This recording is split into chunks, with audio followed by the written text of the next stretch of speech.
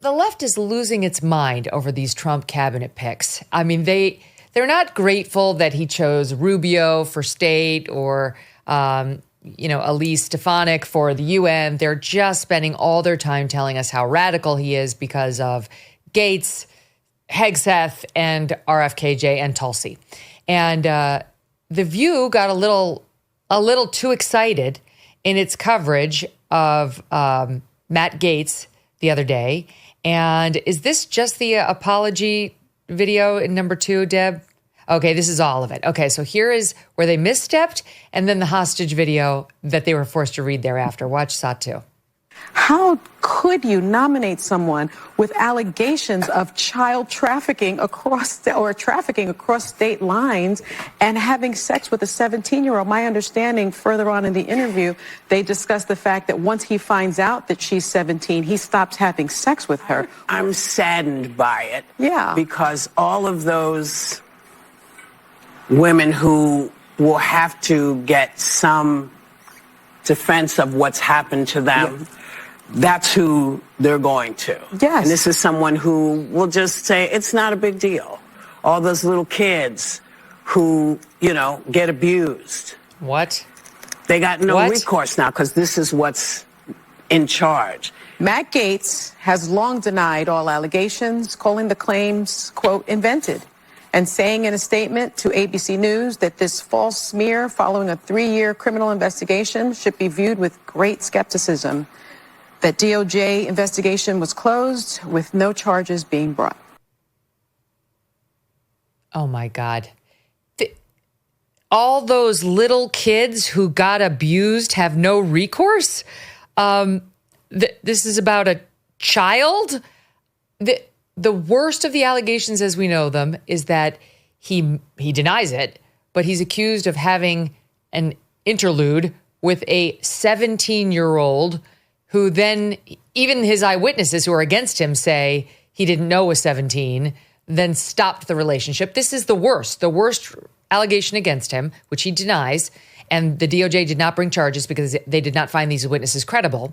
But in any event, it is that then he stopped the relation and resumed it when this young woman was 18. And from that, The View gets all these little kids who get abused by him now have no recourse. Andrew, I can't. Well, first of all, this is the party, not just of John F. Kennedy, but of Bill Clinton and of George Stephanopoulos, who went from silencing the women who accused Clinton of rape and abuse to having a major network anchor position on the basis of that work. Basically, that was his requirements. One of the delicious things about the Trump election, and I'm finding it just absolutely wildly ecstatic. I'm just loving every minute of this transition. This is the best transition ever. And one of the best things about it is exposing the left's blindness to the way they've behaved.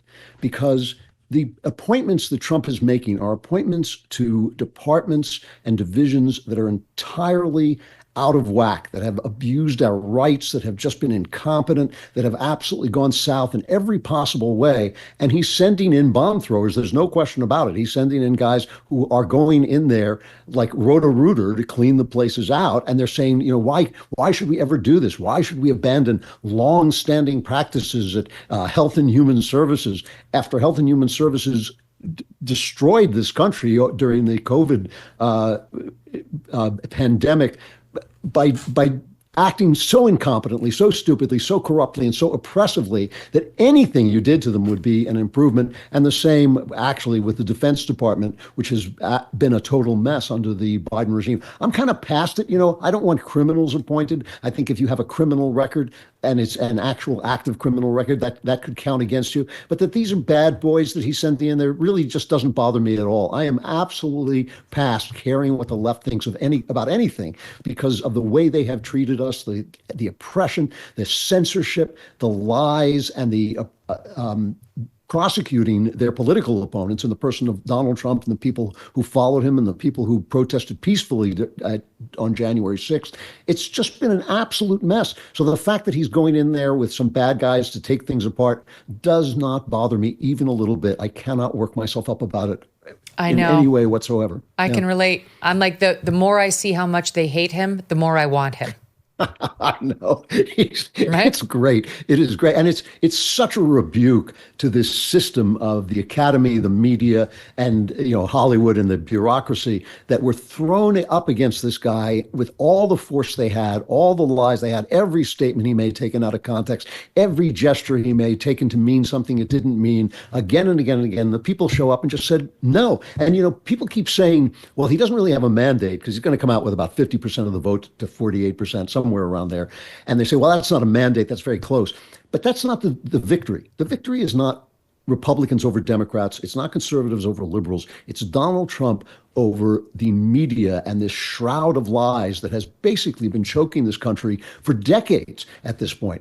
It's just an amazing victory that he could actually come back from where he was when they were counting him out, when they were throwing ridiculous charges against him, when they were bending the law so that people could accuse him of things that had gone past the limits of prosecution. It's just an amazing victory. And that's what's so delicious about it, is not the vote count, I'm glad he won the popular vote, but still, it's not that's so wonderful.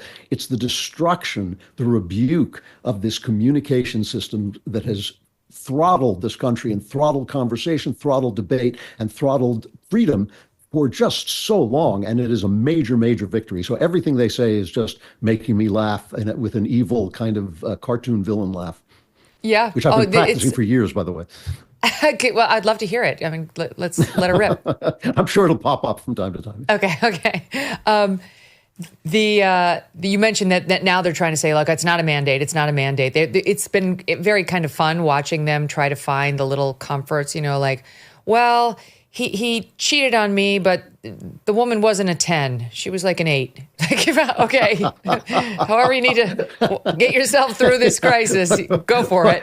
I'll give you Harry Enton on CNN doing a report on how it's a victory, but it's a shitty victory. Watch. You look historically speaking, Donald Trump is now under 50% in the national popular vote. Popular vote victory ranks 44th.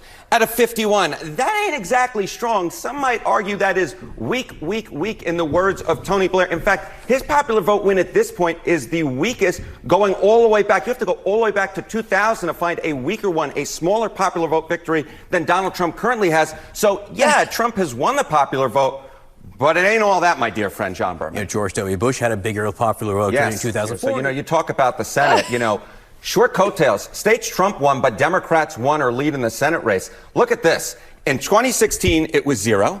In 2020, it was 0. In 2024, look at this. 4 states where a Senate Democratic candidate won. What about the House? Well, we're talking about a historically small majority potentially for the Republicans. The GOP would have a record small majority if the current House results hold. What we're talking about is a very wide win for Donald Trump, but the depth, it's not particularly deep. It's actually quite shallow, historically speaking. Okay. Wide, but not deep. Shallow. Wide, but not deep. His popular vote, and ugly. what? His popular vote, what is not impressive? A win. That's what we're talking about here.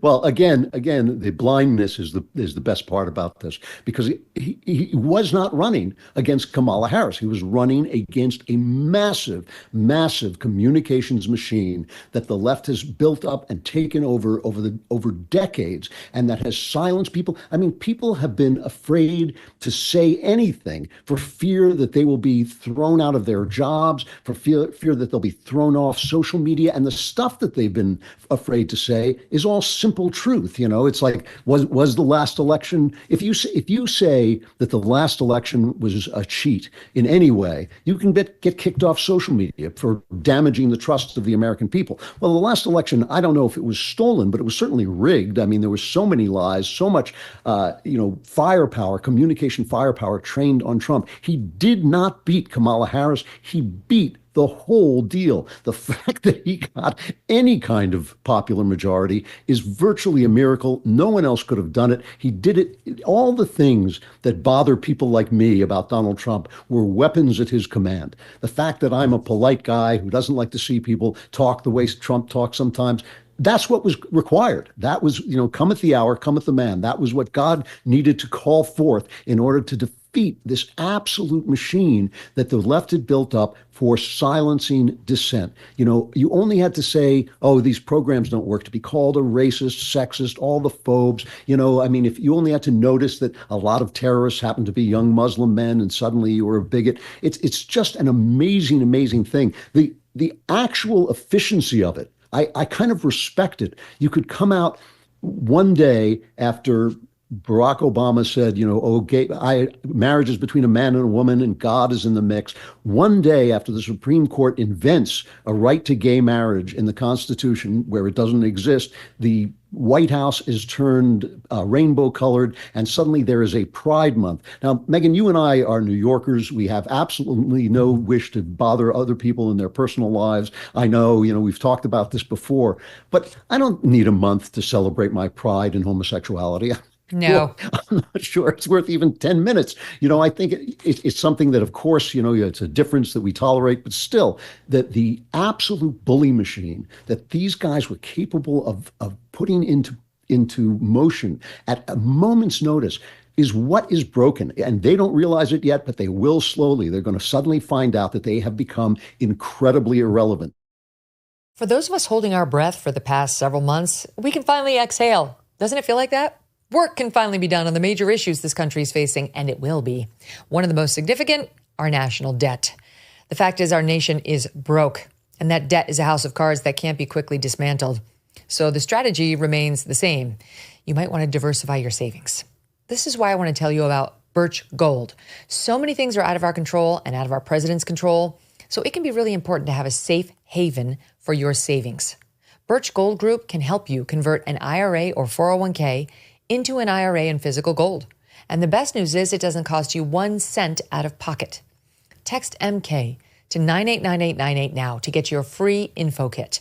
Plus, right now through Black Friday, you're going to receive a free 1-ounce Silver Eagle for every $5,000 purchased. Protect your savings with Birch Gold. Text MK to 989898 and claim your eligibility for free silver today. Thanks so much for watching. If you like what you just saw, hit the subscribe button for more clips and full episodes.